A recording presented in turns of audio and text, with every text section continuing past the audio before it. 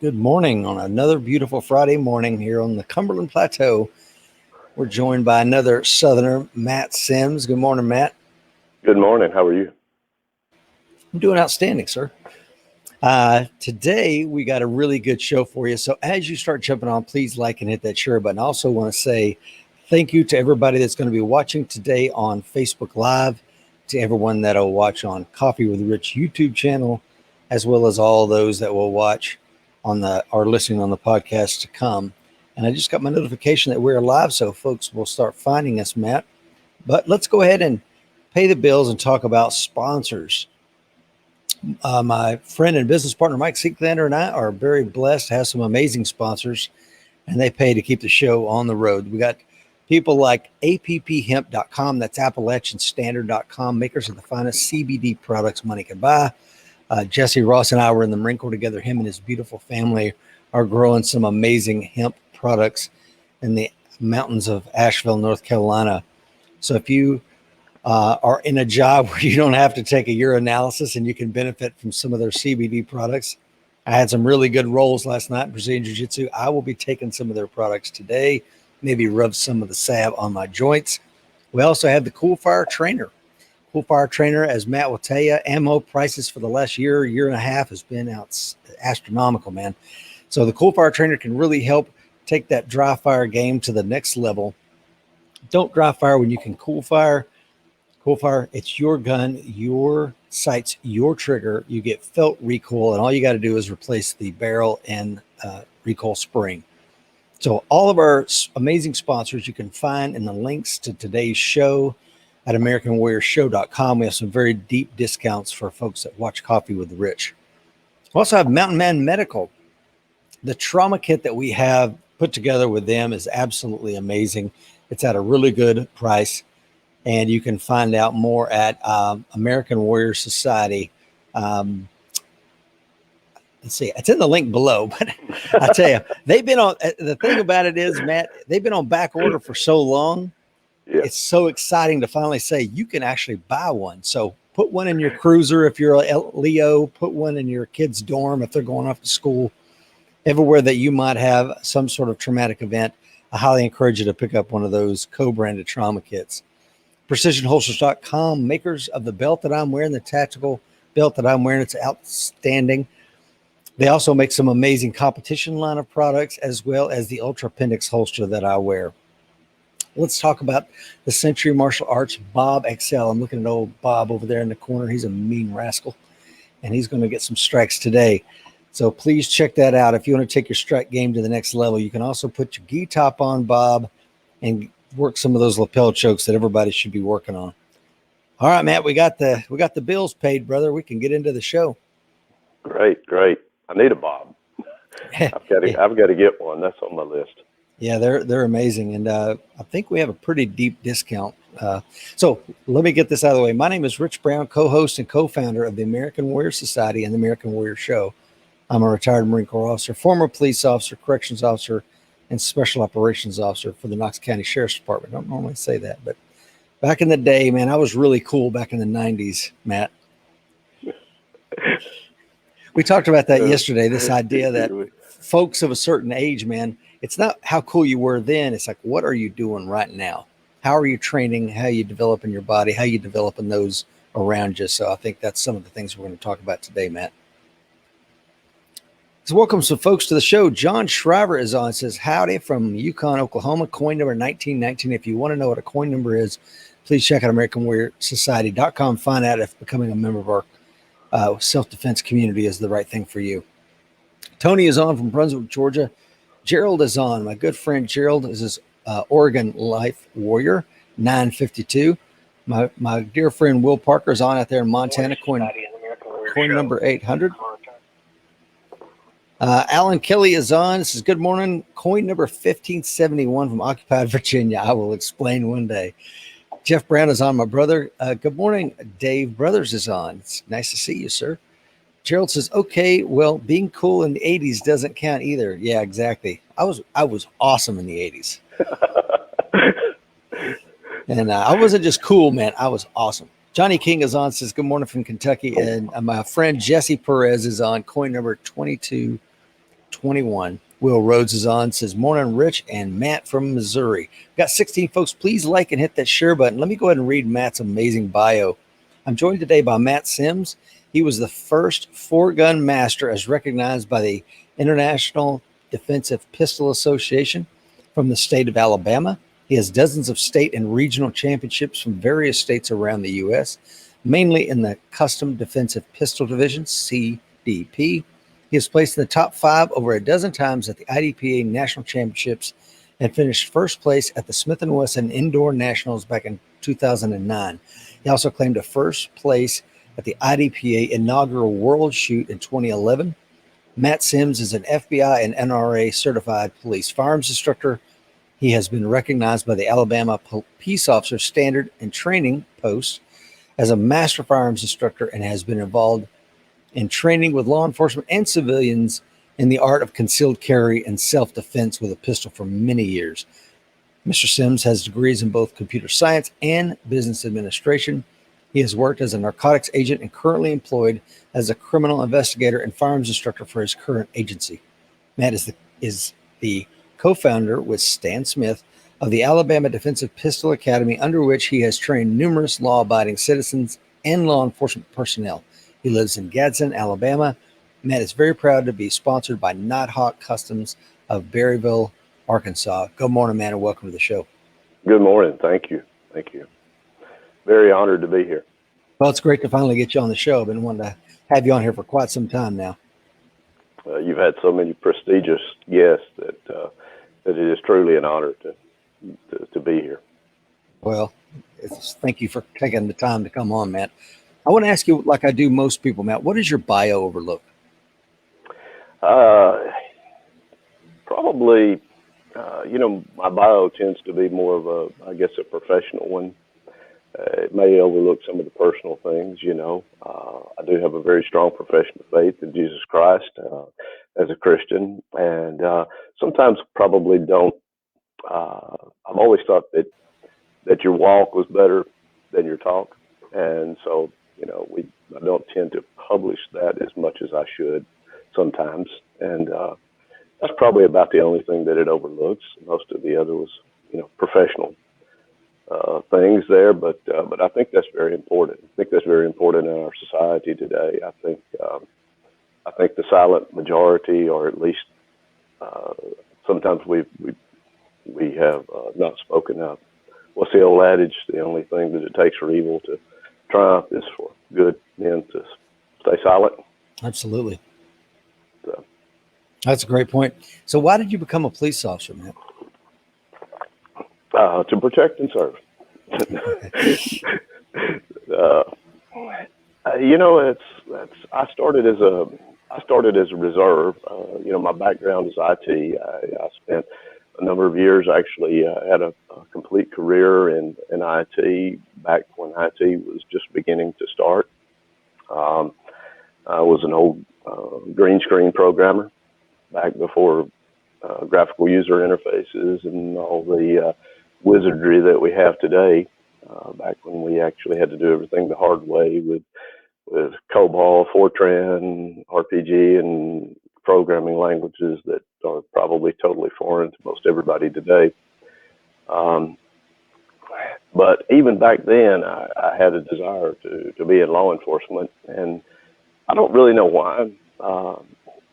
Honestly, there is a certain amount of the, I guess you would say, sheepdog mentality, maybe, that goes into it.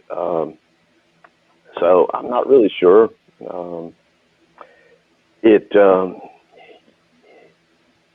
There's, and quite honestly,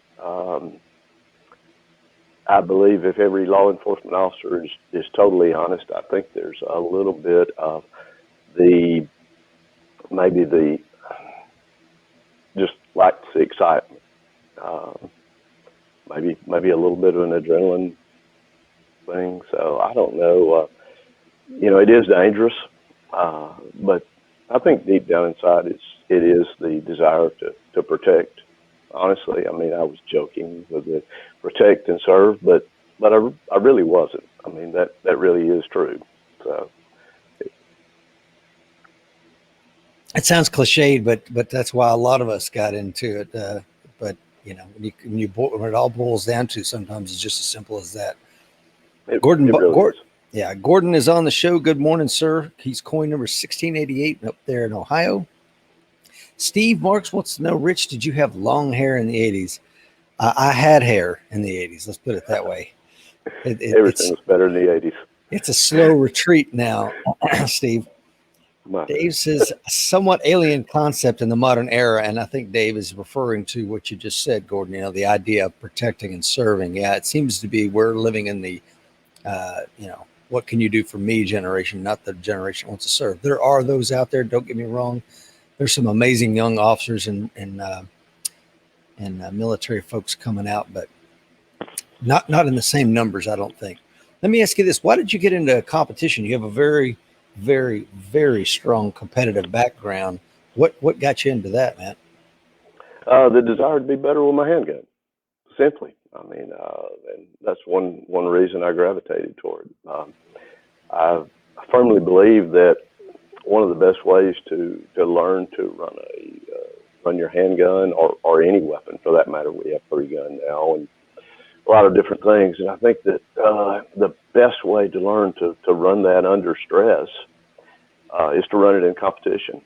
And one of the things that we've learned is stress is stress. It doesn't matter if it's stress that's put on you by a competition timer or stress by your peers looking at you, watching you shoot. And people don't rightly understand that, but I still, before a major match, I still get, nervous. You still get butterflies. You still have that adrenaline. Maybe not as much as the first time. I've watched several new shooters come in and shoot, and I used to be a safety officer. I used to help run matches, and it was always interesting because many times you could actually see their hands shaking after they finished this competition stage. Have you ever seen that, Rich? Absolutely. Oh yeah. And it's simply a result of the adrenaline dump that they've had, and they no longer need the adrenaline. And of course, we understand that now. But I've seen guys that almost couldn't unload the gun because of that. And of course, the more you do it, the less that affects you. But learning to operate your equipment in that environment under that kind of stress is, to me, it's a very beneficial thing.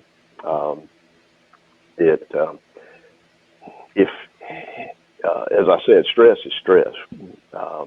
Whether it's self-imposed, whether it's imposed by a timer, or whether it's imposed by somebody shooting back at you trying to kill you. One of my favorite books was Jim Cirillo's books, Gunfights and Bullets. I don't know if you've read that or not. No, but I need to. Can you? Put that at the top of your list. Tell us about that. Those are not familiar with Jim Cirillo. Tell us about that. Jim Cirillo was an NYPD police officer there. He mainly, I believe, spent most of his time, if I'm not correct, if I'm not mistaken, in the stakeout squad. During that time, there was a lot of armed robberies that were taking place there. And the way the unit usually worked was to stage up in the back of a business and basically wait for somebody to come in and rob them and attempt to arrest them, which I think several times resulted in gunfire. And I've heard various numbers of times. I think it's safe to say that Cirillo was probably involved in more than a dozen and maybe as many as 24 gunfights. But the number that usually gets bounced around is around 18. Don't quote me on that, please, because I don't know for sure. I didn't know him personally. I tell everyone I actually had a chance to meet him at the first nationals I ever went to and didn't know who he was and foolishly didn't go over and pick up his book there. And later on found out who he was and greatly regretted that I didn't go meet him. And but anyway, as a result of that, he was in several gunfights. And when I did learn who he was, I bought his book and decided that anyone that had been in that many gunfights probably had something that they could teach me. And one of the things that I garnered from the book was that he stated that he felt more pressure in his major shooting competitions than he did in any of his gunfights. And possibly because they were dynamic and happened almost instantly. That could be the reason. In a competition, you sit around waiting for your time to shoot, your turn to shoot, and that sort of thing. But I found that very interesting. He also, it's a great book. I highly recommend that. There's so many jewels in there to be picked out that you've got to read that book. I think it's called Guns, Gunfights, and Bullets.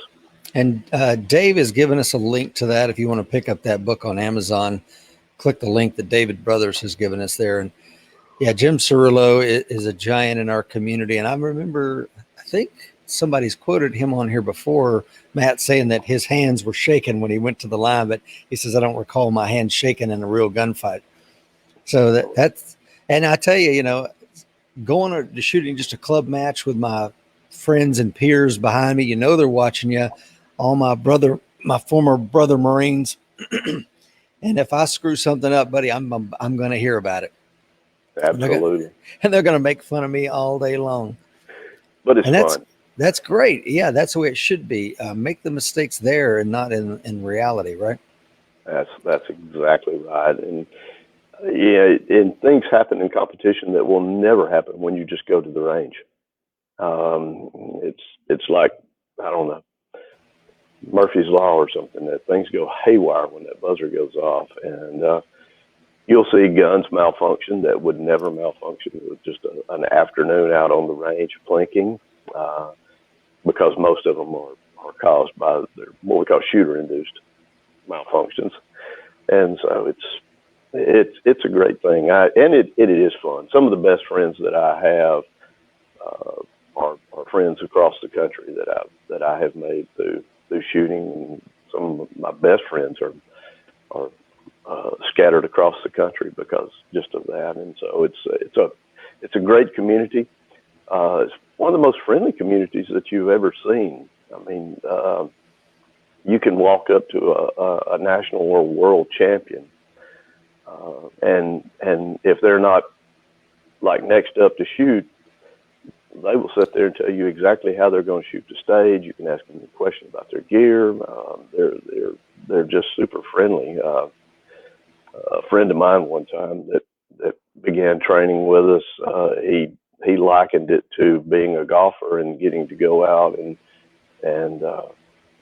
play a round of golf with Tiger Woods. That's right. Like, hey, you can show up on the weekend and go play 9 holes with Tiger Woods. Yeah. Have you ever, when Seeklander teaches his competitive shooting program, he tries to do it on a match, so that on that Saturday or Sunday you shoot a match with him and you'll be squatted together with Seeklander, and he'll tell you. So to your point, Matt, he'll tell you how he breaks down each stage, how he's going to shoot each one and why. I mean, it's an amazing opportunity to get to pick the mind of someone like that. But Steve has a great question. He says, Matt, if you were forced to use your handgun in self-defense and needed a reload while in the heat of it, would you speed reload USPSA or retain a partially depleted magazine IDPA? Well,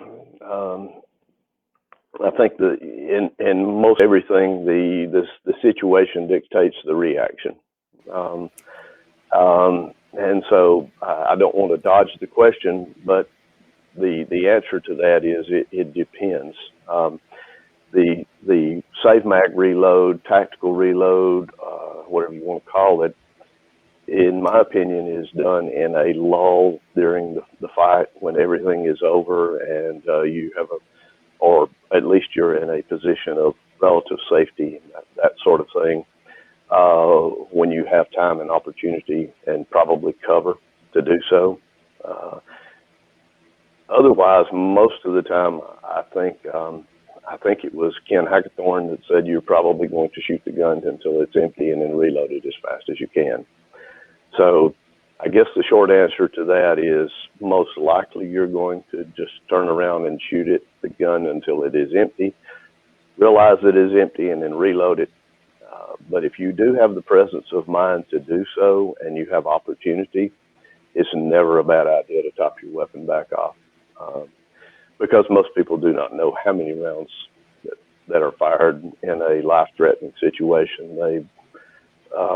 I see guys in competition sometimes that don't know how many rounds they fired. Even in that environment, they won't realize exactly how many shots they fired. So it's entirely reasonable to know that a guy that's in a life-threatening situation doesn't know. And that being the case, if you have opportunity, it's a good idea to top it back off, which is why we always recommend that you carry spare ammunition. Oh, absolutely. Is that on point? Yeah, it's on point. It's contextual, situational, etc. And I just watched the New Mexico police officer that was killed in the line of duty. I think his name was Darian Jarrett. That was ambushed and killed on the side of the road. When the officer finally, they got him pitted and shot and killed that scumbag that killed Officer Jarrett on the side of the road. You can watch that officer. He does a mag dump on the guy, totally appropriate mag dump, by the way, not an egregious one. And then he quickly, tops the gun off from a slide lock reload. And it was a beautiful reload too. And he had been shot as he was doing it. So just a phenomenal, but I think it speaks to your point. In that instance, he was not behind cover and he had to do what he had to do. Dr. Fuller says ammo, like so many things, is always better to have and not to need than to need and not to have. Well said, sir. Very eloquently stated. Yeah. Dr. Fuller is always like that. Very eloquent guy. Hey, please like and hit that share button. We are just getting going here. Matt, you've been an instructor for a long time, sir. What makes a great instructor? The ability to learn. I think without an instructor is ever learning. And honestly, I became an instructor to improve my shooting. I think most instructors that are honest will tell you that I did not get into becoming an instructor from the beginning to help others. I did it to help me. And that's selfish, isn't it? I mean, it is, but it's the truth. Total honesty here. I wanted to become a better shooter. I wanted to improve my shooting skills. It wasn't until, and so that was my desire. That was the reason I went to instructor schools. And quite frankly, a lot of instructor schools that we're teaching today are primarily designed to make the instructor a better shooter. It's only been probably in the past couple of years that we have really began to develop techniques for instructors where we really are beginning to teach instructors how to become better instructors. Is it Dustin Salmon? Am I saying his name correctly? Yes, sir. Has written several good books about that. Larry Basham, with Winning in Mind, has given us a lot of insight into how we learn. Salmon particularly delves into that, and the problem that I have with most and that with most classes, and most instructors have this problem, is limited time. We wind up having someone on the range get them for one day.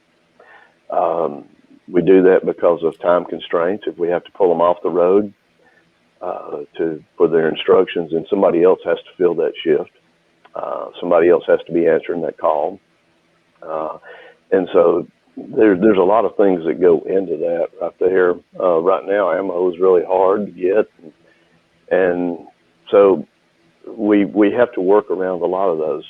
Ideally, having the same student for a minimum of 3 days is ideal. With the priming of the subject, with the teaching of the subject, with the review of the subject, and then after they've had 2 or 3 sleep cycles, you can see a dramatic improvement. And I love when I get to teach classes like that and have the same students for at least 3 days. The power of sleep is so often overlooked. And Dustin, when I had him on the show, I think it was last week, he talked a lot about the ability of what sleep can do for your brain. And I'll just use a quick little example from my personal life. I've got an issue with one of my riding lawnmowers, Matt, and I have beat and banged on this thing. And I'm like, I cannot figure out how to solve this problem. And the other morning, literally the alarm went off, my eyes open, and I instantly knew how to fix that thing. And I had been working on it for weeks. And it just, as soon as my eyes open up, like, I'll be doggone, that's the answer. So you're right. You need those sleep cycles to help solidify the learning. But Mike says we teach best what we need most to learn. And back to your point, Matt, when I went to the NRA Police Firearms Instructor School back in the 90s, it was a shooting school. It was a phenomenal shooting school. It was a week long, and I no kidding, I learned a lot. But I think we taught like a 10-minute block of instruction on the last day, and at no time during that entire week of shooting did they ever teach us how to teach. So in Seeklander and I teach our firearms instructor development course, we say that this is a small F, big I, small firearms, big on the instructor development. And Jesse, who's on this morning, good morning, Jesse, he asked the question, he just attended our course up in Michigan. He says, Matt, do you have any advice for new instructors? Great question. Read a lot.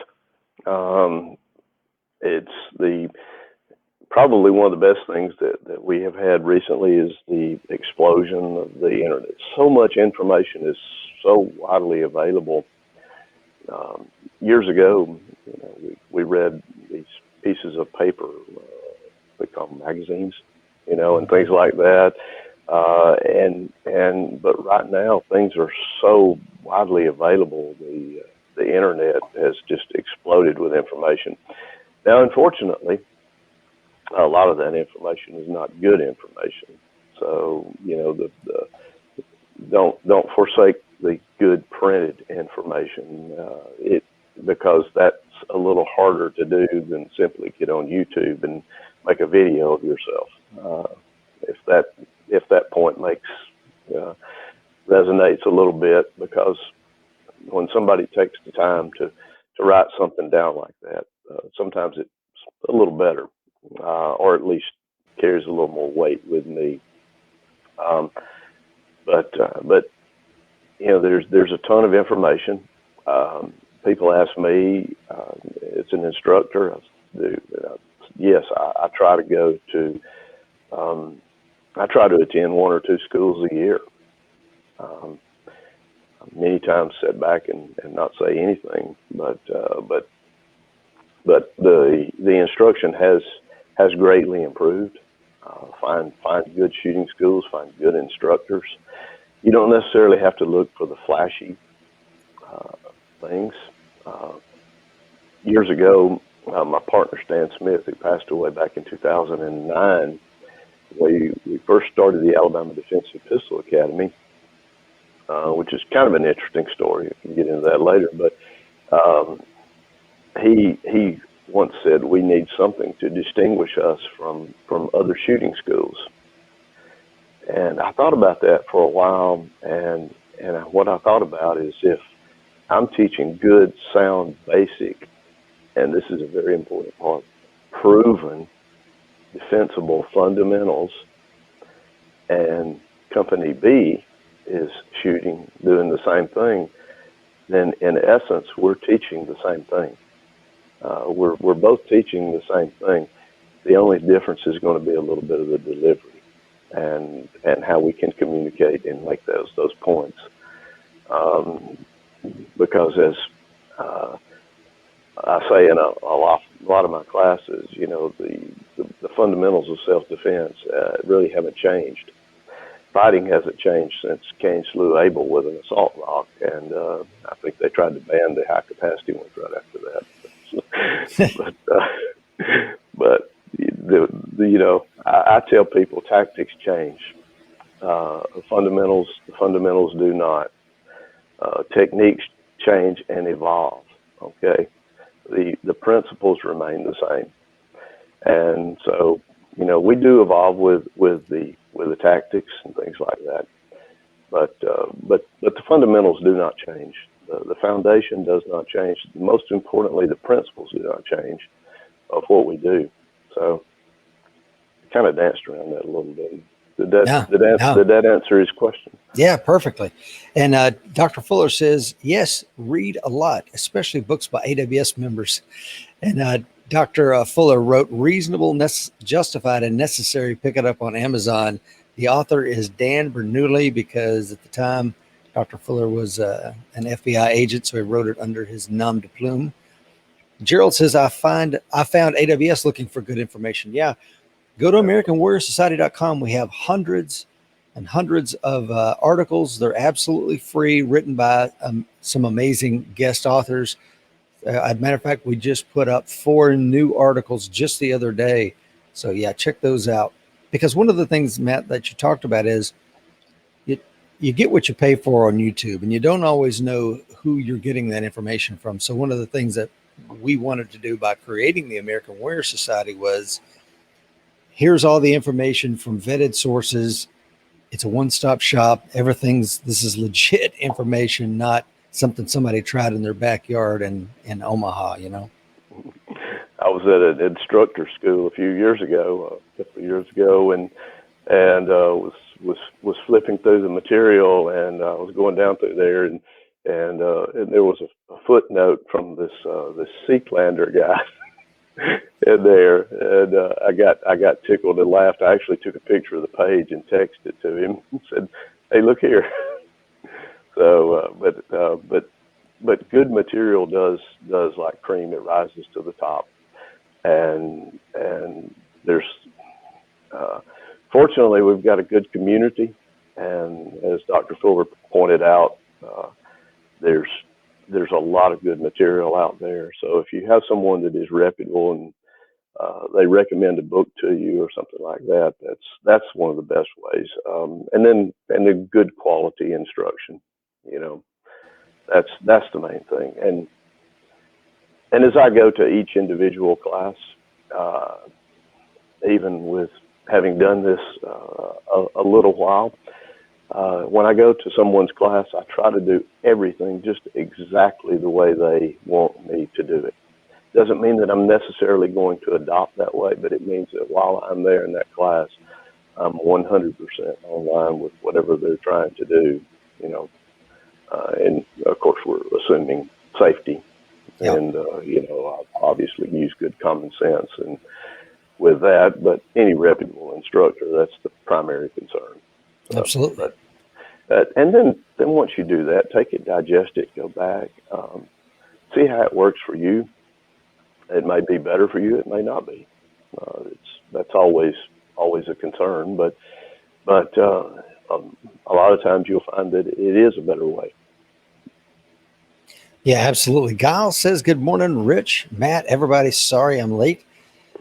Jesse says, thank you. I'm glad I'm a part of this community. Everyone is extremely helpful. And that's so true. One of the things you mentioned earlier, Matt, was what a great group of people are in the competitive shooting community. And one of the things that we do at our local IDPA match is before every match, all of us are standing there, 130 of us, whatever, and we'll take our covers off and pray, and then we'll play in a pledge allegiance to the flag that's flying there. And it's just a great way to start a Saturday morning, or as Tony says, USPSA is a great way to spend 5 hours for 5 minutes worth of shooting. Yeah, if 5 minutes, normally not even that. And let's see what we have here. Gerald says, are you working on that list for American Warrior Society site? Yeah, as far as a list of books, a required recommended reading list, Dr. Fuller put one out. I've got Dave Brothers working on that for us as well.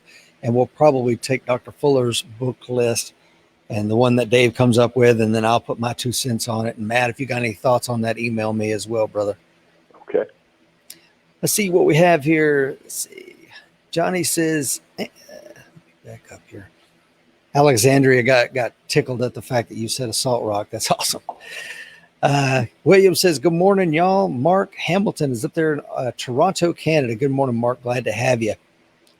Tony says, TC Fuller, can I get the book directly from you instead of going through Amazon? I'm sure there's a way to do that. John Shriver says, discernment is very important. And John's point, I think, about discernment is discernment of the information that the instructor's giving you. But the problem is a lot of new folks to the shooting sports or shooting world or self-defense community is they don't have the ability to discern.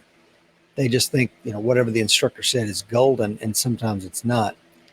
Gun Jitsu podcast, my jiu-jitsu coach, Cody Hudson, is on. He says, good morning, Rich. Matt is a good dude. Me and Andrew have squatted and shot with him before.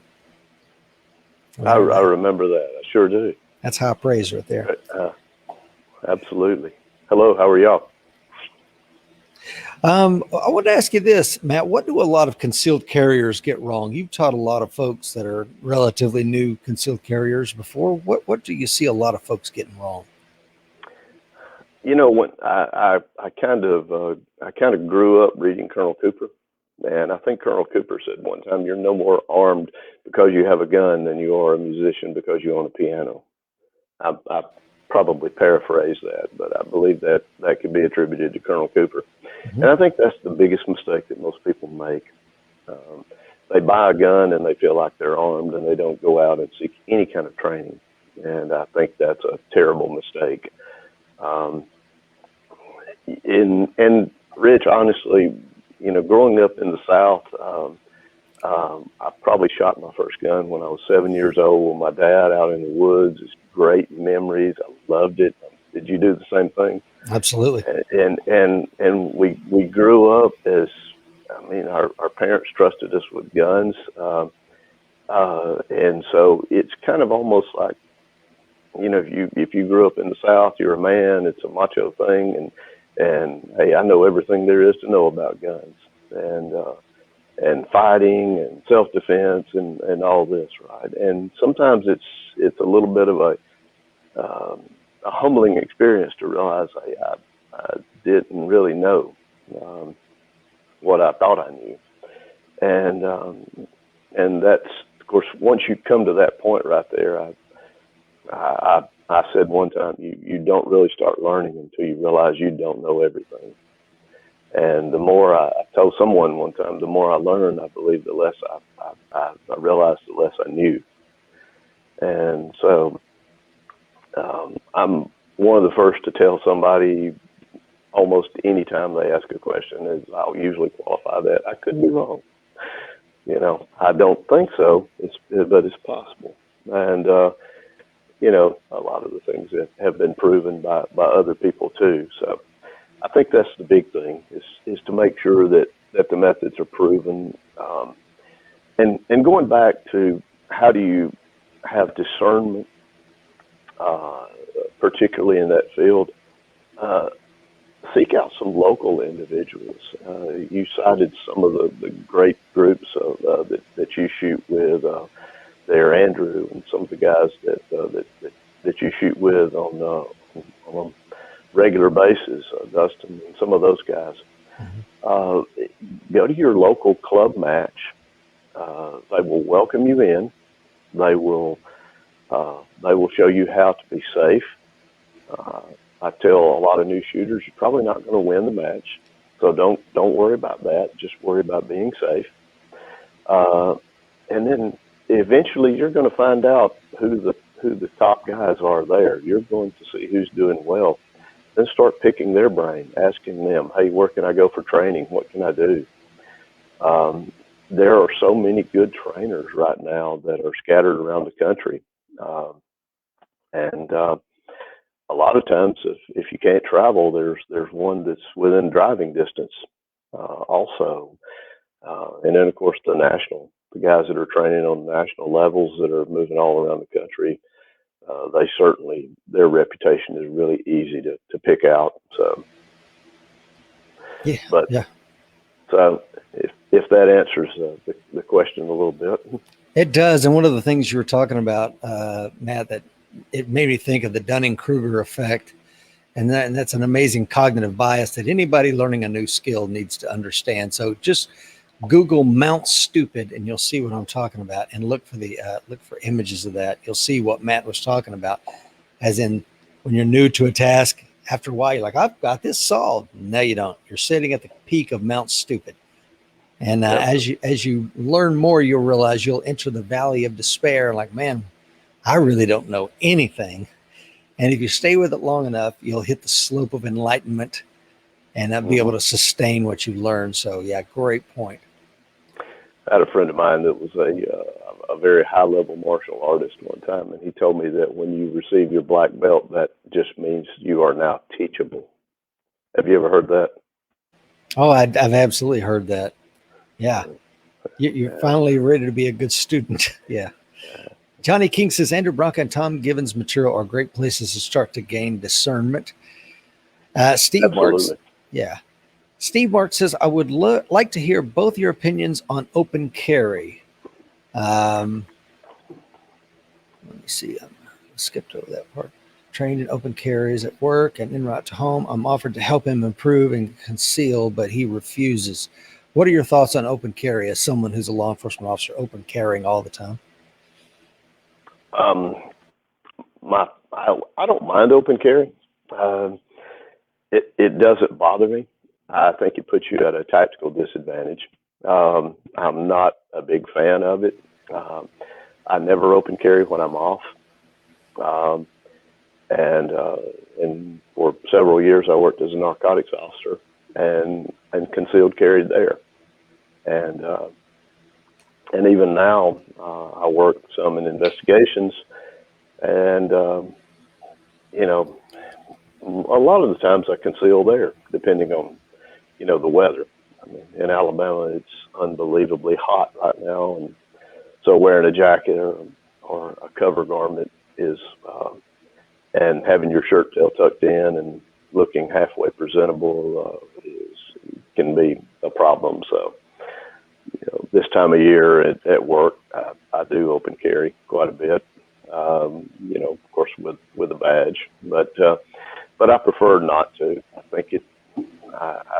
I think it does present you as a little bit of a tactical disadvantage. What are your thoughts, Rich?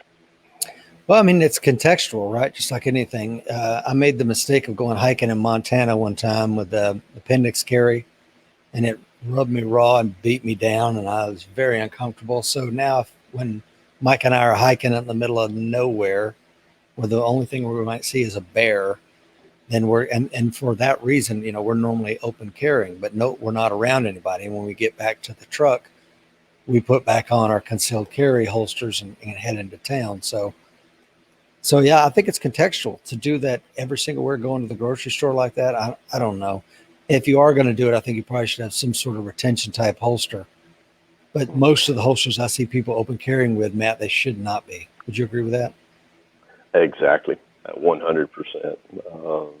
I would 100% agree with that. I had a conversation with some guys who was in a class many years ago. Georgia had open carry long before Alabama and many other states did. And we were having dinner one night after one of the classes, and we kind of got into this debate. One of the guys said, "Well, you're a deterrent," and I said, "Yes, and you're also a distraction." And I think I looked at him and I said, "You be the distraction. I'll be the surprise." Exactly. I love it. And he kind of looked at me and said, "You would use me for a distraction?" I said, "If you put yourself in that position, yes, I will." Yeah, I was at lunch the other day in Knoxville, Tennessee. We're grabbing a burrito, and me and my cousin, and I'm talking to him, and all of a sudden he sees this guy walk in. He's like, "Do you see that?" And I said, "Are you talking about the guy with the wife beater on, the cowboy hat, and the Uncle Mike's holster, the Cockton Lock 1911? He's like, "Yeah, that guy." And he's like, "Yeah, I saw him as soon as he walked in." And, I mean, I would not want to be that guy. I mean, I just don't understand why. Even if you're carrying outside the waistband holster, throw a flannel on, make yourself a little bit harder to kill, right? there is an organization that they and I think it's called Bama Carry. It's not a bad organization.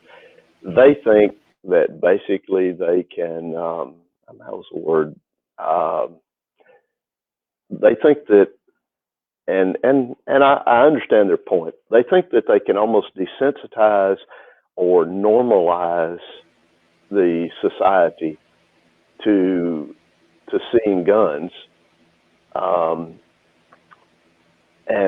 thus can create a better environment by doing so. I understand their point. I just don't know that that's exactly the way to go about it. That actually happened to my wife when Alabama had started open carry, and most people it begins to surprise them. She was having a conversation in Walmart and had stopped and visited with someone, and one of the guys came by with open carry, and the other person stopped talking and looked up and said, "That person's got a gun." And my wife looked up and said, "Yeah, and named the type gun," and went right back to talking. And it did not cause her alarm. She was so used to seeing them, and I guess the totality of the circumstances, the guy's demeanor and things like that she didn't feel threatened at all. So I certainly see their point, but I do agree with you. I've been behind the people that in line with the nylon holsters with no retention and a Punisher plate on the back of the Glock, and it's like, dude, what are you doing? Yes, and it's basically I could draw their gun faster than they could. That's true. And I was going to say, Will Parker says paying a professional trainer within 2 months of beginning competitive shooting was one of the smartest decisions I made. Too bad his name wasn't Mike Seeklander. Yeah. And I tell you, do you offer competitive shooting classes, Matt? I do, yes. Outstanding. Well, if you live anywhere in the Alabama area, get your butt to one of Matt's classes. And I've got links to all of Matt's, everywhere you can find Matt in today's show notes. So please make sure you check out Matt at the end of today's show. Gordon Botson says Dunning-Kruger is rampant in the medical community. Well, I have no doubt about that, sir. Tony says you can present the best material and skills on the planet. However, if you can't deliver it in a manner that allows your students to learn, it is moot. He's totally spot on. Absolutely. Guile says open carry will never happen on my side of the planet. Of course, Guile is in the Philippines. We can only carry a pistol inside of a bag, clutch, or a pouch bag. Inside the waistband is also not allowed. Wow, I did not know that. That's interesting. So they only allow you to do off-body carry. Wow. That's odd. Yeah. Gerald says, do you shoot for Nighthawk? Yes, sir. I am proudly sponsored by Nighthawk Custom. I've been shooting for Nighthawks since I think 2005 or 2006. Have the distinction of being Nighthawk's first sponsored shooter, and I've been with them ever since. The good Lord had really blessed me. I could not ask for a better company to be associated with. Mark Stone and those guys, they really live out their testimony. If you've looked on the back of our team jersey, there's a verse that says, "That's where me and my house will serve the Lord." And it's not an advertising gimmick. That is the real. And whether you're a Christian or not, you can certainly appreciate their values, because that means that they are going to do everything right. They're not going to do anybody wrong. They're going to stand behind their products. They really are. They're growing. As I began to grow as a shooter through the years, I went through a litany of different firearms. I can honestly say there is not a finer firearm in the world than that. I wholeheartedly endorse their products. Bet my life on them, and have been betting my life on them for 10 or 15 years now. I've been using them, so they're that reliable. I often joke with the guys that are there's a little bit of a riff, friendly jesting between the Glock guys and the 1911 guys. You know, it happens all the time, and I enjoy it and actually play it up. You know, and but honestly, it's, you know, they're great firearms. They are the finest in the world. So take a look at them. Take a look at the website. It is one gunsmith, and give them a look. Yeah, my friend Justin Carroll, who was a MARSOC operator and was a contractor for years, he runs a Nighthawk and absolutely raves about it. So high praise from my buddy Justin Carroll, who's been there, done that.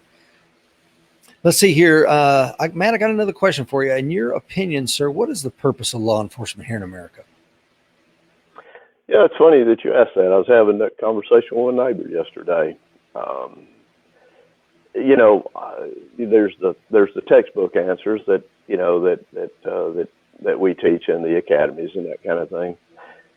But I think the common sense answer of law enforcement in the United States is to carry forth the will of the people. You know, that's the way our judicial system works. That's the way our laws work, or supposed to work, is that we have the power of the vote. We elect people. We propose laws. We vote on laws. We pass laws and that kind of thing. And basically, in my opinion, law enforcement, and, you know, we do the keep the peace things and all the technical. I'm not going to give you the academy answer, but I think the real answer and the short answer there is basically to enforce the will of the populace, under the constraints of the Constitution, of course. You know, the Constitution is the guiding force of our laws, and even though, and a good example of that would be the Second Amendment, because it doesn't really matter when we have liberties. It doesn't really matter if a majority of the population where you live says that you do not have the right to have a firearm. That is a liberty that's guaranteed by the Constitution, enumerated in the Bill of Rights under the Second Amendment. And as such, the Constitution is there to protect the rights of the individual. So under the envelope of defending the Constitution and then enforcing the general will of the people in matters that are not specifically enumerated in the Constitution. Is that a pretty good common sense answer? Absolutely perfect. And I like to ask the law enforcement officers that I have are lucky enough to have on this show that question, because I want to hear your thoughts, and I think you spelled it out exactly the way that I would have probably tried to answer it. Maybe not as eloquently, but definitely we're on the same page. Tell me about the state of law enforcement today, Matt. Morale is really bad. Morale is really bad across the country.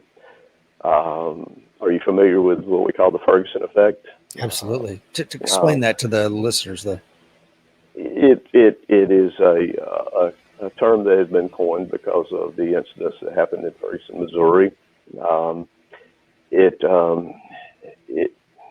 The Ferguson Effect basically is causing a lot of officers to be overly hesitant. I think it is costing officers their lives. I know, a few days ago we lost one in Chicago. Yes. I'm sorry, I should be able to call her name. But I think it's because it's causing us to hesitate. It's causing us to second guess ourselves. And the average citizen doesn't realize how long that an officer has to make a life and death decision. In one of Masad Youth's books or a podcast or somewhere, Moss he stated that he testified in court, and it was a very lengthy court trial. And one of the things that he finished his testimony with was he sat there and added up how long the court case had been going, the number of hours. He broke it down into the number of minutes and basically the number of seconds. And so the number of seconds was an astronomical number almost, into the millions of seconds. And then he turned around and said, the officer that made this decision, he had 3.5 seconds to make this decision. And I make that number up. I can't remember exactly, but the gist of it was that it's easy to sit around and when you haven't walked a mile in their shoes, in an officer's shoes, it's easy to sit back and second guess because you're leisurely, you're watching the video, which sometimes does not tell the entire truth. It doesn't tell the entire story, but it's easy to sit back and sip your coffee and be very judgmental and not really realize what it's like to be there facing that situation. And so it's the Ferguson effect is causing officers, in my opinion, to be very, very hesitant. I think it's costing officers lives. I think it's causing members of the community to get killed because officers aren't proactively policing their communities. Exactly. It's terrible for everyone, don't you think, Matt? Yeah, I think it is. And why would anybody want to ask yourself this question? Why would anyone want to defund the police? I mean, is there anybody on the left or the right that reasonably wants no law enforcement? If you do, take your family and live for a year in South Sudan or right outside of Mogadishu, and let me know how you like the reimagined police force that they have, which is none. Absolutely. Let me know how that works out for you and your family. So could it possibly be that they really don't want it? It's not that they don't want any law enforcement. Maybe it's that they want their law enforcement. And that's a very dangerous thought when you start thinking about that right there, because right now every officer that I know of anywhere in the United States does this right here. That's the right hand, and takes an oath to defend the Constitution, and a lot of us still believe that and take that oath very seriously. And so, a lot of us are not going to break that oath. A lot of us will certainly leave the job before we break that oath, and we're not going to do something like that. And so, I don't know. Just a thought. It just things sometimes they don't make sense to me, and I sit around and think that's what's the root of the problem? What's the real answer? Yeah. And of course, that female officer that was killed in Chicago recently was Ella French. Absolutely. I think again, this game of say their name. Okay, great. Say Ella French's name because she gave her life. And I remember one of the things that they taught us in the police academy back then. They did one of the instructors did a thought experiment. It says, imagine the Vietnam War memorial. It has a beginning and it has an end. The World War II memorial, or any memorial in your hometown that you can imagine on the town square, there's a start date and stop date. It goes, now once you go to the police officers memorial up in Washington, D.C., there's plenty of granite left because America knows that officers are going to be killed. Don't let that be your name that is, etched in granite someday. Absolutely. It's an interesting way to think about it. Think about the fact that we have plenty of granite left, guys. That's what America says. We know more of y'all are going to get killed. That's chilling. It really is, and we still have young people willing to do that, which is a testament to them. Dr. Fuller makes a very interesting point. Did you see his comment there? Yeah, I sure did. Yeah, go ahead and read it, Matt. You can. That is, I firmly believe that, Dr. Fuller. I honestly believe that stems from the ability to, if if I want to offer a solution and I want that to be my solution, that I will create the problem that I want in order to deliver my solution. And I think that's exactly what's going on. Is we want an excuse. We want chaos. We want lawlessness. Then we can demand, hey, the solution to this is gun control. And of course, we all know that's false. But I think he makes a very good point with that. You know, and I think everybody should read up on Operation Fast and Furious. If you don't believe things like that happen, read what happened with that. Well, and to the Ferguson effect, you know, Congresswoman Cori Bush recently put out something on her Facebook page on August the 9th. She said, I'm going to read from her Facebook page. 7 years ago today, Michael Brown Jr. was shot and killed by a police officer in Ferguson, which of course led to the Ferguson effect. He was only 18 years old. We love and miss him every day. We carry his spirit, his love for life, and his caring heart with us as we strive for justice. And it's just like, this is a congresswoman in the United States. And of course, Attorney Andrew Branca says, you know, you misspelled while violently attacking a police officer. And, you know, that's the kind of thing that really bothers me. And I think it speaks to what Dr. Fuller said, and I'll read it here. Reason to defund the police. In chaos, there is opportunity. So many of these people are making these decisions, but suffer no consequences for being wrong because, of course, Congresswoman Bush probably has a security detail of armed men that stand ready to protect her. And let's see what else we have here. Tony says, could it be that they want to replace state and local with federalized forces? Perhaps. To do the will of the political powers instead of the people. Jeff Brown says, if an administration in power abolishes the Second Amendment, how long until law enforcement would start taking firearms from citizens? I don't know. I think we would see a lot of resignations before that ever happened. And we would probably be in some sort of apocalyptic nightmare if that ever happened. Or I think maybe perhaps that certain states would say, we're not going to enforce that. It's not going to happen. What do you think? I think you're exactly right. You had a guest on within the past week or two that you and I talked about that a little bit. What was the word he used? Glenn Tate, the cartelization or something like that.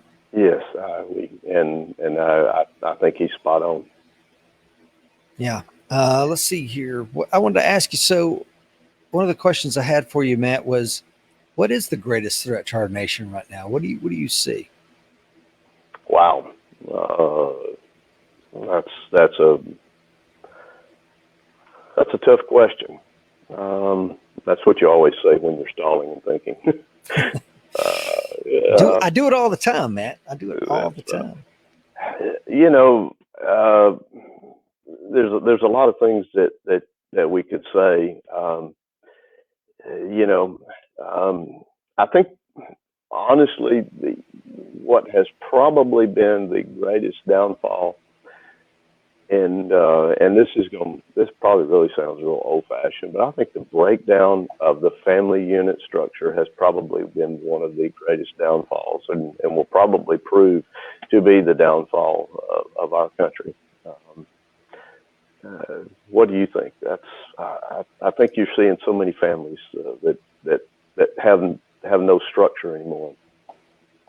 Yeah, I agree with you. I think one of the things, you know, with whether it's welfare and the destruction that it's done, go into a trailer park and see the destruction that has been brought upon poor families of any color here in America. I think, you know, if you marry that baby's daddy, we're going to stop giving you those funds, and you're just tearing the family apart in a community, whether that's a trailer park or some inner city neighborhood. That's what they really need. They need a loving mother and father in that home, teaching those children. Because one of the things that really bothered me about toxic masculinity, this insane idea, as someone that has a BS in social psychology, is you can look at the data. If there was a such thing as toxic masculinity, then what we would see from the data is that homes with only the mother present would be the safest, most loving children that you could have. But the data indicates that that is absolutely not the case. When you have a single mother trying to raise a family on her own without a father present, those children are exponentially more likely to commit violent crime, etc. So go ahead, Matt. I'm sorry. I was just thinking, when I was working narcotics, I cannot remember ever being in a home with mama and daddy and a good firm family structured unit. That was just a thought that while you were speaking of that. I'm sorry to interrupt you, but I was sitting there trying to think, have I ever been in one of those situations? I can't really think of one. No, I used to say I never arrested anybody wearing a collared shirt, more often than not, they had no shirt on at all. It's like, there's certain things that go hand in hand, and that's one of them. Brady asks a good question. Good morning, Brady. He says, when you're teaching, what is the hardest concept for students to grasp, both civilians and law enforcement? Wow. Hey, Brady. Brady is actually a good friend of mine and a great shooter. Yes, he is. Good young man. If you have an opportunity to shoot with him, so go say hello. He's doing really, really great. That's an interesting question. The mechanics of the mechanical part is really easy to teach, particularly with a new shooter, and because they have no preconceived ideas, they have no bad habits. As instructors, we say we love to get students that are new. Probably the hardest concept that I think is for people to get past is to let their mind believe what their eyes are seeing. You can call it instinct, to trust your instinct. If something does not seem right, then there's probably something wrong. I tell my wife and my family, if something makes you feel funny, there's a reason for it. If something doesn't seem right, there's a reason for that. Don't ignore it because you want this to be this way. Don't go on into that store. Don't drive into that place. Don't just because you want to. Trust your instincts. Trust what's making you do that.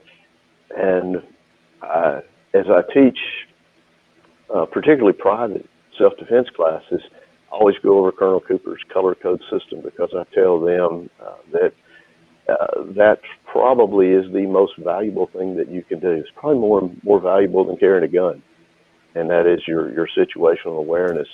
I use a lot of William April's, bless his heart, rest his soul, that I use a lot of his material and the things that he pointed out. Very, very insightful in the things that he pointed out to show people. But I find that I was at a law enforcement debrief of the Aurora, Colorado shooting, and they show us the things that were not commonly shown, things that were not seen, as you know, and the crime scene photos and things like that. The thing that resonated the most with me was the number of people that said, we thought it was part of the act. We saw it. We could not believe it. Things like that. And as a result of that, what is it? That he who hesitates is lost. Is kind of the short version of that right there. And so I almost think that that's one of the hardest things for people to understand, and probably the most valuable thing that you can teach them. Yeah, well said. Dr. Fuller says, I really feel for my Leo colleagues as this goes on. I see circumstances in which they will be increasingly asked to choose between orders or laws in their own conscience surrounding their oath. As it is going now, the definition of support and defend the Constitution of the United States is getting deliberately blurred. Well said. This cannot help but add stress and confusion to an already dangerous, critical profession I'm so glad to be retired. Alexandria says children who aren't taught to respect authority of their own parents grow into adults who don't respect the authority of the law. And spot on. Absolutely. John says awareness and avoidance. And yeah, it's not just the situational awareness, but we also have to avoid those things. And that is a great point. Well said. Yes. Yeah, Jeff says, this is my point. The slow chiseling away of the Constitution is frightening to me. Seeing Biden's nomination for the ATF was eye-opening. And that's a great segue, because I wanted to talk to you about, with the rise of mass shootings, is gun control the answer, Matt? And if not, what is the right answer? Absolutely, it is absolutely not the right answer, and not for a free people. If you want to control a people completely, you disarm them. I have two daughters that were history majors, and they're much more adept at history, no more than I do. But I read enough history to know that over the course of time and the course of history, it's been proven that if you want to control a people, the first thing you do is disarm them. And so disarming the people means that you want to put in a government of tyranny. So as long as, and I go into this litany, and I'm pretty sure I'm right about it. I tell people that there's 4 checks and balances in our government, and most people can turn around. Well, in years past, most people could turn around and name the 3 checks and balances that we have: the executive, the legislative, and the judicial. And but the 4th check and balance in our government is the people, the right of people to change their government. And that's, our founding fathers were so wise and so insightful when they saw that. And we think that gun control is something new, but it's not. It happened in the 1700s. You're a very good student of history and can probably cite the occasion, but I remember reading about it. The Crown said you will surrender all your weapons. Where did that happen? It was in Massachusetts. Well, yeah, and of course it led to Lexington and Concord. And one of the things that's interesting about that was those were privately owned firearms, and they had everything from muskets to cannons, as I understand it, privately owned. And here came the Crown to seize them. But you and I down here in the South, there was a lot of battles during the Revolutionary War fought by probably our ancestors here when they were trying to enact some of those laws. And the one we've talked about before on the show is the Battle of Kings Mountain, where Major Ferguson says, a Scottish officer who invented the Ferguson rifle says, I'm going to come over those mountains and you better lay down your arms or I'm going to bring the fire and sword, his quote. And of course, the over the mountain men, many of them were my great grandfathers, loaded up, joined together just as citizens, and came over the mountain and beat the British at the Battle of Kings Mountain and killed Major Ferguson. So we cannot allow this to happen. Dave Frazier says, I've shot many matches with Matt. He is an incredible shooter, a great squad mate, and an all-around great guy. Good morning, Dave. Yeah. Hey, David. Your check's in the mail, David. Exactly. Let's see. Oh, yeah. Tony says, wasn't Rich a Lance Corporal at the Battle of Concord? In spirit. Yeah, let's talk about, I want to see, so Matt, having seen all the lawlessness of 2020, the lawlessness that has gone on in South Africa and many other parts of the world, where is all this going as we move into 2022 and beyond? Well, it's definitely interesting. I don't want to be pessimistic about it. I would rather be optimistic about it. And certainly our country has gone through other things. People of the world have gone through these things before. So I don't want to be the guy that says, hey, this is doomsday is coming. This is the beginning of the end.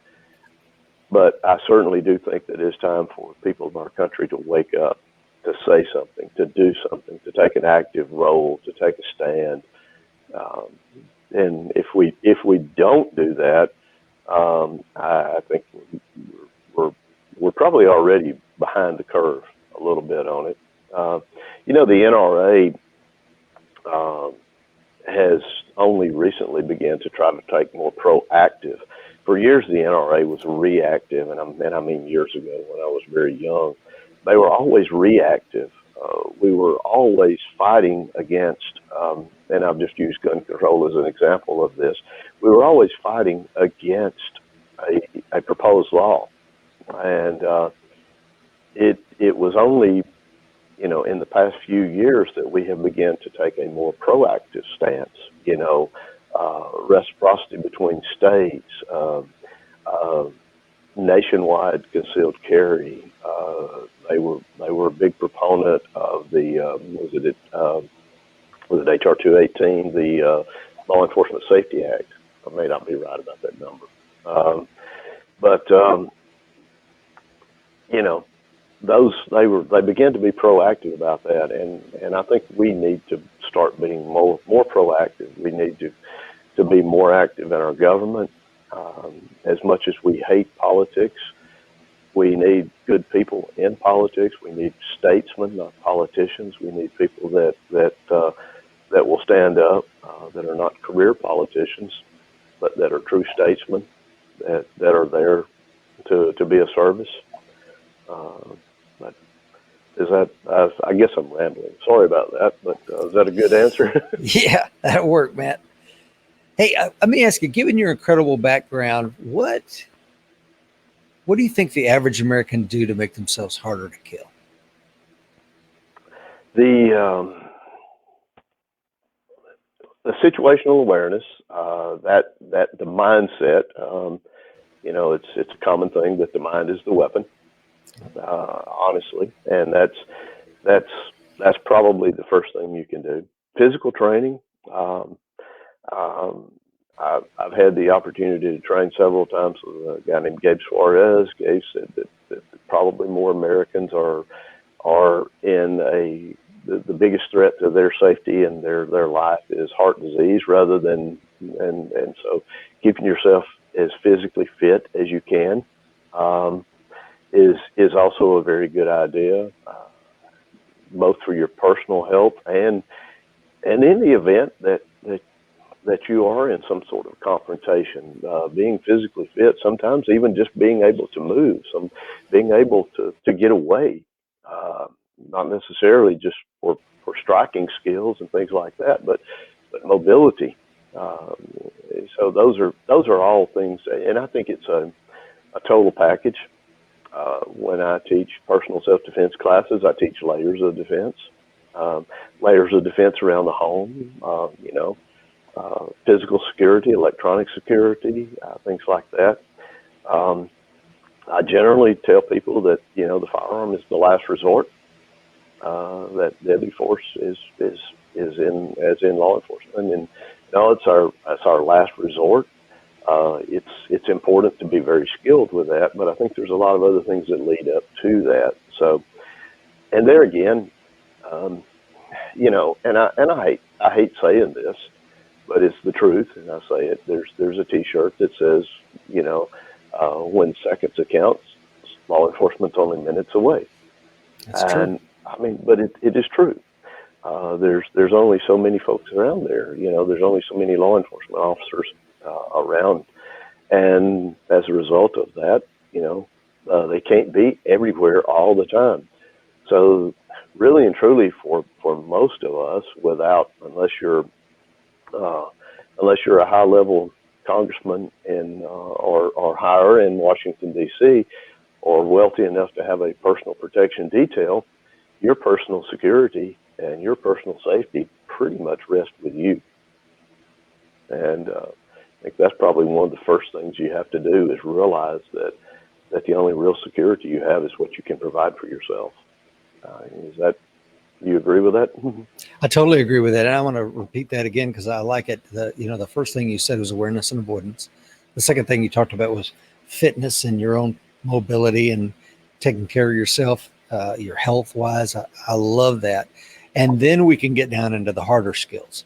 But you got to have those two things first. If you don't have awareness and avoidance, and all you have is a gun, then you're going to get in a lot of trouble. But if you can avoid the situation, if you can be aware of it, see it coming, then you'll never need that firearm. Yeah, that's exactly right. Christopher says, from my experience, law enforcement isn't compromising standards much. However, with this younger, triggered generation, finding the warrior mentality in law enforcement is a dying breed. Training academies are pounding de-escalation, minimal force. Sorry, it just rolled up there. Are pounding de-escalation, minimal force, tolerance, and compromise. Agencies are trying to maintain a solid, strict hiring standard, but the pool is shallow. From criminal backgrounds to recreational drug use to an entitled mindset, finding those willing to, quote, go warrior on our streets is thin, but there are those. Yeah, and that's the thing, the mindset. Just because you carry a firearm, you may not have the mindset. Just because you know how to do the twister in the truck and 10th Planet Brazilian Jiu-Jitsu system doesn't mean that you have that warrior's mindset to employ it if and when the time comes. And building the mindset, I think is something that I'd like to say you can learn a lot of it, right, Matt? But some of it is just instinctual, or how you were bred, or some layer of nature and nurture. I'm not sure. What do you think? I think that I think you're right. I think Christopher is not wrong. I get to help teach some at the academy. We have officers, young officers that are going out on the street that have never been punched in the face. I mean, and not necessarily saying that it's a good thing to get punched in the face, but we have created a society that is so trying to be nice here. In some senses of the word, I'll give you an example. I'm dancing around this. When I was in school, we fought. We punched each other in the face. We had fist fights. We carried guns in our cars. I went to a small country high school. It was not unusual at all. And by the way, I was in the 80s too. Okay. So it was not uncommon at all to see a pickup truck sitting in the parking lot with a rifle or a shotgun in there, and nobody thought anything about it, and nobody brought the guns into the school, and we fought with each other. We punched each other in the nose. We went out to a football practice. We fought out there, and then you know what? We went home. We came back the next day, and we were okay. You know what? And whatever caused you to get punched in the face, maybe you didn't do that again, and it was, I somehow or another, we've lost that. And and I'm not sure that that's for the better of our society. I think we have tried to fix things that maybe naturally do not need to be fixed. I remember one of the very first good fist fights that I got into when I was playing Pee Wee football. A guy had an upperclassman just performed a terrible insult to me. He got in front of me in the water fountain, and you just can't do that to a Pee Wee football player. You don't get in front of somebody at the water fountain. And he broke line. It resulted into a fist fight, and I remember my father had come over to pick me up from practice, and as he pulls up, he sees me and this kid that was larger than me out there, and we're out there fighting.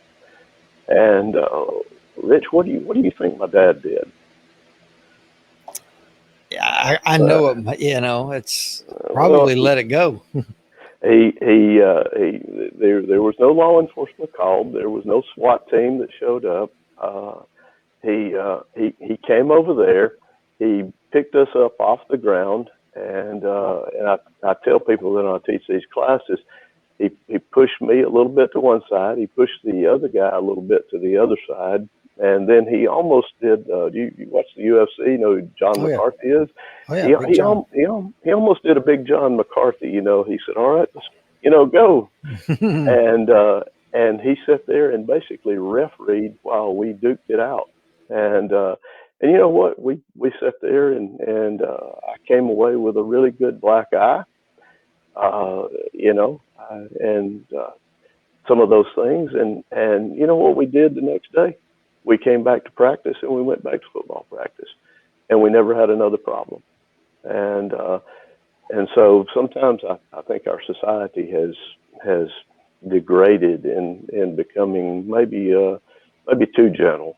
You know, maybe I'm not necessarily recommending gang fights. It's just that I don't know. Maybe it goes back to what we were talking about, the family unit and things like that. But Christopher's he's not wrong altogether in that right there. That we have officers sometimes that have never had any kind of interaction in a confrontational or possibly violent situation. And so the first time somebody punches them in the face, they don't really know exactly how to handle that. They've never been punched in the face. And so maybe that's a comment on our society more than law enforcement.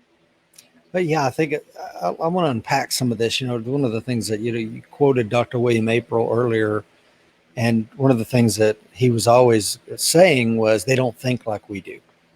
And the reason I say that is because if you get punched in the face and you've never been hit before, it's going to be a rude awakening for you. But the scumbag on the street, he's been punched a lot. Violence is how he does business. It's just part of it. And the Marine Corps realized this when we started putting millennials into the Marine Corps back in the 90s. And that was, we need to make boot camp, the 13 weeks that we have them at Parris Island or San Diego recruit depots. The first thing we have to do with these young men and women is give them an inoculation to interpersonal violence, so that when they're in that situation in the future overseas, it ain't going to be the first time that they've been punched in the face or had to muzzle strike someone in the face. They're going to be more comfortable with it. Stress inoculation, I think, is also incredibly important. And you mentioned it earlier when it comes to shooting in competition. So there's a whole lot of stuff in what you just relayed, Matt. And I think it's incredibly important for us to realize that. It would be nice to live in a place where nobody's ever going to get punched in the face. However, as long as we're little hairless bipedal primates running around, we're going to do stuff like that. And we need to know how to handle it, and handle those that use violence as a means of conducting their intercourse in the world. Exactly. And I have what is the saying is just because I'm peaceful doesn't mean that I've forgotten how to be violent. Or I paraphrase that, but that's our ultimate goal. I mean, that's what we want. We want to be. I'm old enough to remember Ronald Reagan. Peace through superior firepower. Yeah. Gregory Cruz is on this morning. Good morning, brother. He's up there in Rhode Island. Coin number 1928. Christopher Jack says, enjoy the show. Come a long way from Coreyton, Tennessee. Yes, we did, my brother. Jesse says, I forged friendships that have lasted 15 years, not as long as for your older gentleman, because it just challenged his body to boxing. Yeah, boxing is a great thing. Of course, you got to worry about CTE and those things that can happen to you neurologically, because they accumulate over time, don't they, Matt? They sure do. I can't remember. I played football when I was young, and I can't remember the times that I have.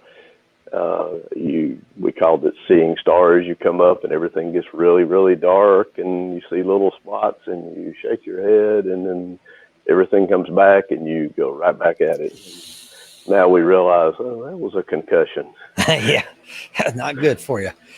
But your point, I think, is incredibly important. You know, if you want to be, well, I think it was Christopher that brought up the point of this generation, and we're going to have to train them, guys. I mean, we're going to have to train them. And one of the things we were, Seeklander and I were training a very large law enforcement agency out in the Southwest. not too long ago, and the complexity of the moral decision making that they're teaching these officers to do, because right now everybody's wearing body cameras. You go back to when I was a police officer, we didn't have body cameras. We didn't have a CCT camera on every street corner watching every single thing you do and going to dissect it in court later.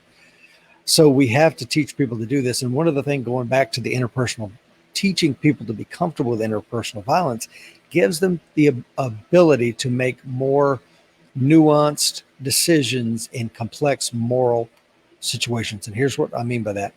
General Charles Krulak, what he did is he realized that the wars of the 21st century were going to be very morally complex. And what he meant by that was you're going to be fighting what he called the 3-block war. So in one block, the first block of the city, you're going to be handing out soccer balls and doing some sort of peacekeeping operations. On the second block of that war, you're not doing peacekeeping. Now you're keeping warring factions apart. And that is a complex moral problem. And then on the third block, you're fighting all out urban war. And then tomorrow you may be back on the first block. And the ability to shift those mental and emotional gears and psychological gears to go from extreme close quarters violence back to handing out soccer balls and providing blankets to people is incredibly hard to do. And one of the only ways we found that you can do that effectively is to inoculate the Marines to interpersonal violence. Would you agree with that? Yes, I think so. I think that's well stated. And that's not that does have a good correlation. And right now, you mentioned cameras and body cameras, camera on every corner. A lot of the use of force policies now are being changed. Whereas in times past, a lot of the use of force had to do with what the officer could reasonably believe at that time, based on the information that he had. And that's sort of the heart of our judicial system. In court, we bring in the things that could have been reasonably known at that time. What the officer had in terms, what knowledge did he have at that time of the incident that was going on. And so we do that looking at the totality of the circumstances. We're seeing a shift now where it's not necessarily what the officer could believe to be reasonable, as in putting yourself in his shoes, but they're using more terms like the totality of being reasonable. And basically what that does is that sets non-peer judgment. Years ago, there was and I kind of fumbled around that a little bit. I hope I made that clear, that the perspective of reasonableness is changing, if you understand what I'm saying, to where it's being redirected away from reasonableness in the eyes of the officer, or as into reasonableness is in the totality or eyes of the public, if that makes any sense. And years ago, it was a common thing that an officer would never, ever be tried by a jury of his peers, because they don't let police officers usually sit on the jury.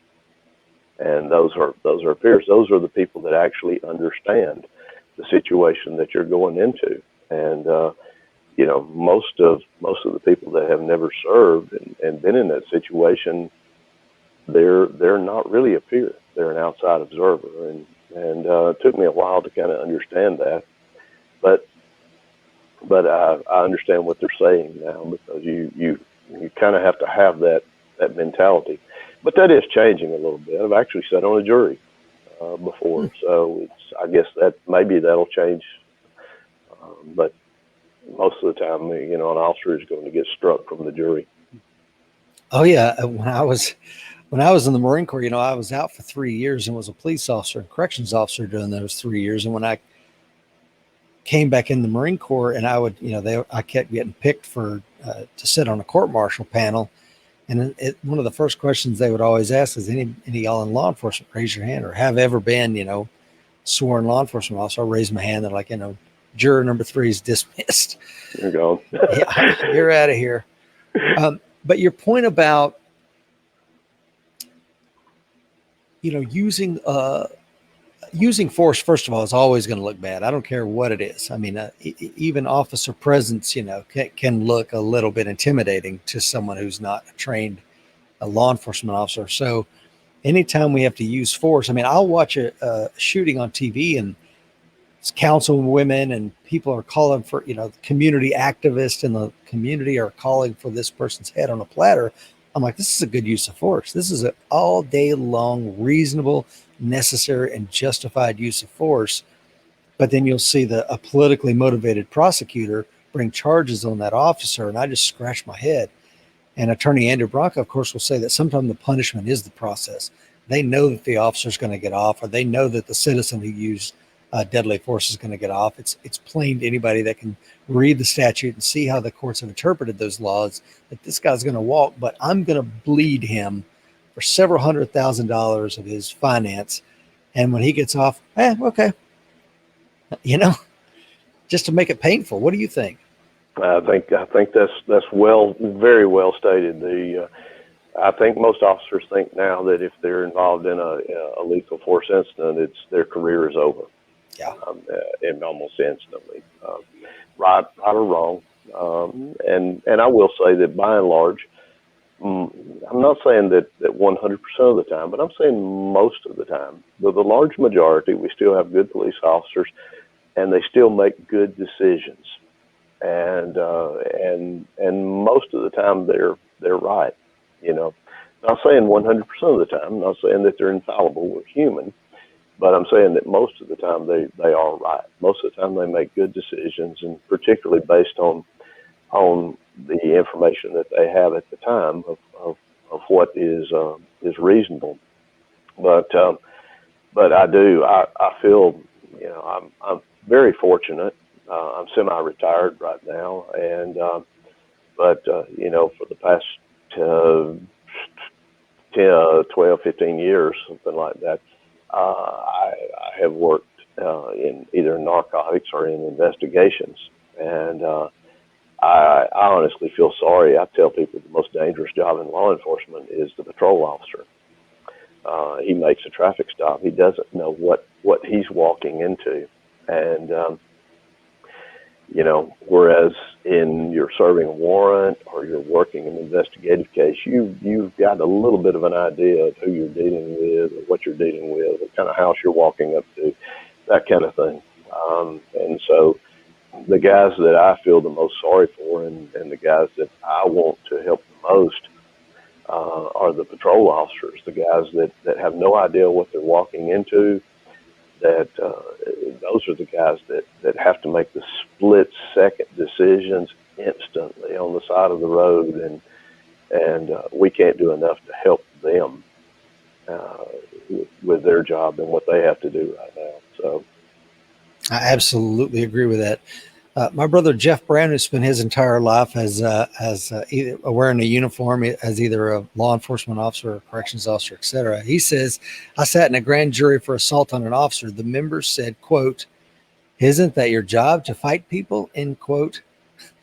Yeah, it's crazy, man. And I like your idea. I think that officers should be, the jury of my peers should be my peers, not people that have never walked a mile in my shoes. I think that's a great point.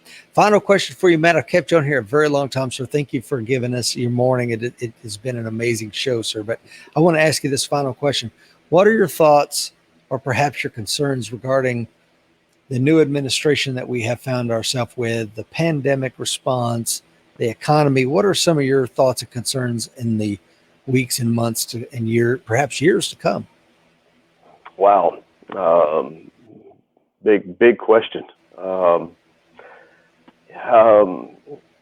The first thing that crossed my mind was to use your sign off and say, "Be ready." And actually, that's really that's a great answer to it. I mean, but to elaborate a little bit, I think there are perilous times. I'm sorry, that we are living in, and and I think anything that we can do to prepare ourselves spiritually, morally, emotionally, physically.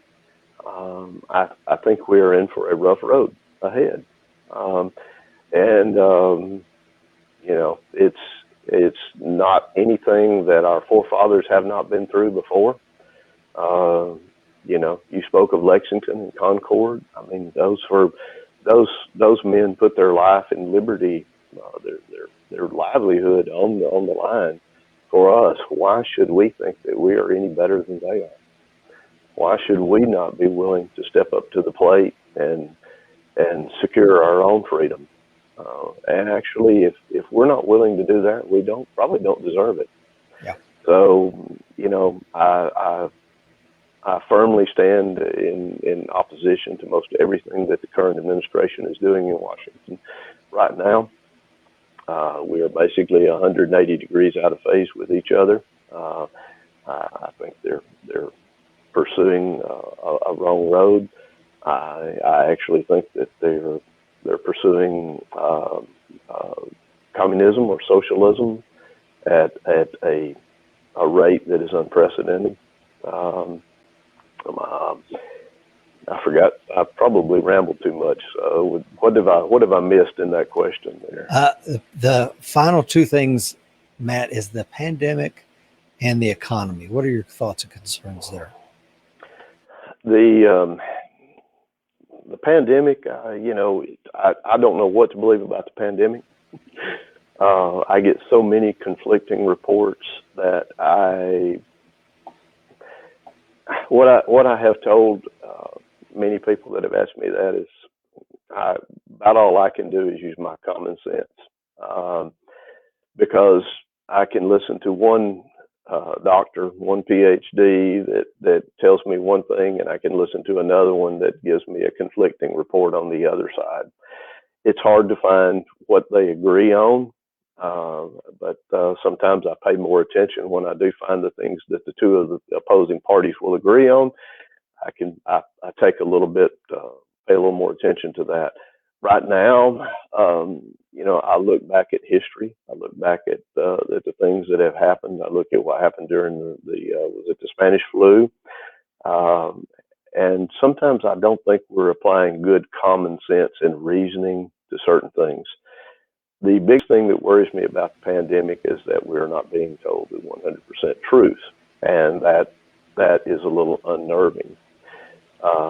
Because maybe if we're not being told 100% the truth, then maybe maybe we're not making the wisest decisions. I don't know that to be the case. So basically, what I do is I take everything with a grain of salt, and I try to make good, reasonable preparations for things. Long before the pandemic happened, prepping became a very, very popular thing. There was actually a show on TV that had the guys wearing tinfoil hats and those kind of things, and they kind of made fun of prepping. But it was kind of ironic because I have another really good friend of mine in Tennessee, and he was a private business owner, just a super guy, fine family, church-going man, and he began to talk to me about prepping.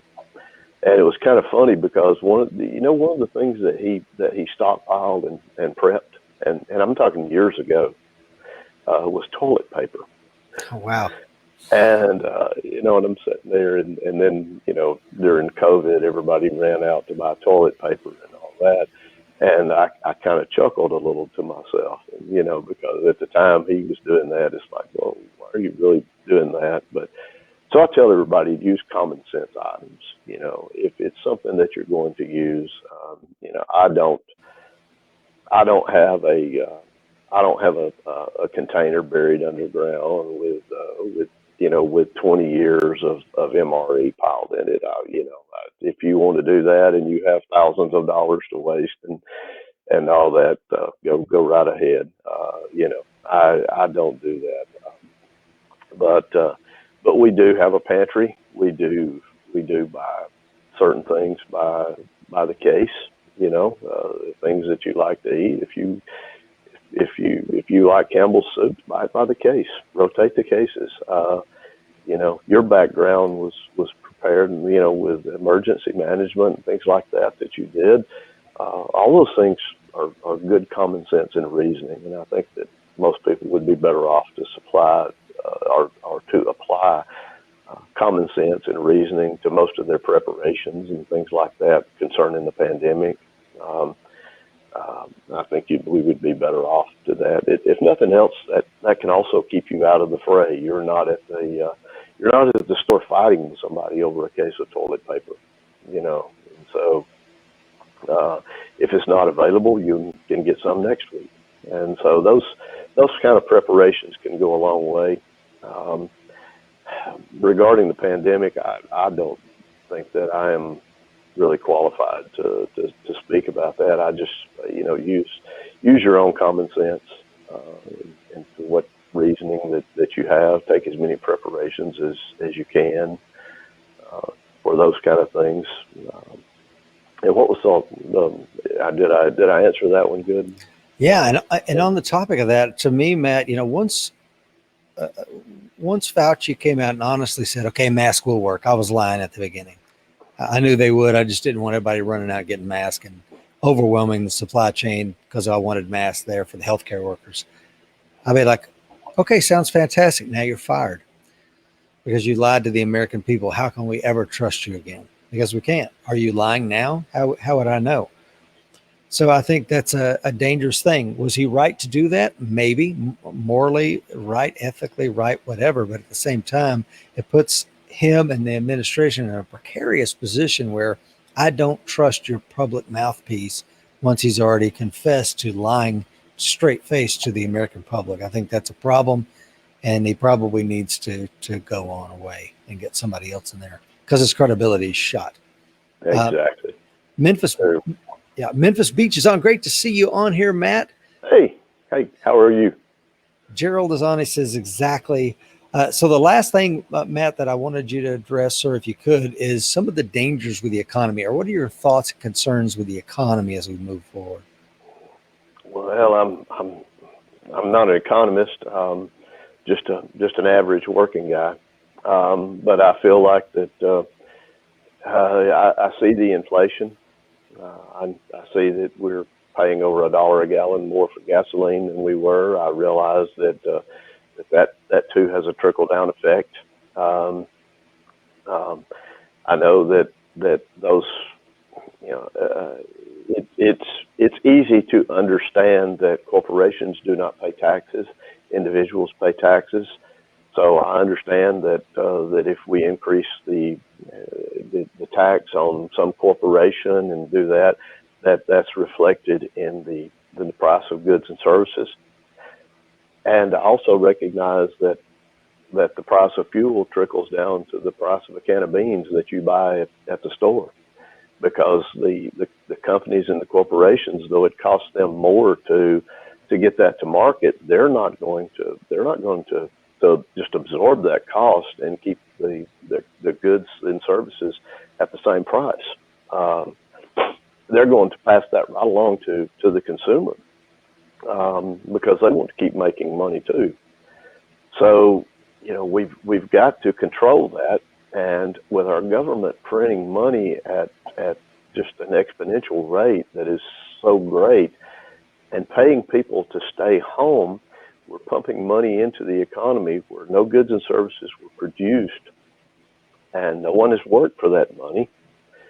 And I think that is a terrible thing. You talked earlier when we had talked off camera about some of the indications of things that were contributing to the falls of society, not just the United States, and you should probably elaborate a little bit on that. Do you remember that conversation we had yesterday? No, help me out, Matt. Throughout history, looking at how empires have risen and fallen. Oh yeah. Throughout history, you had read a book on that, and where it was outlined That would be something really good to comment on if you remember that. But I honestly think that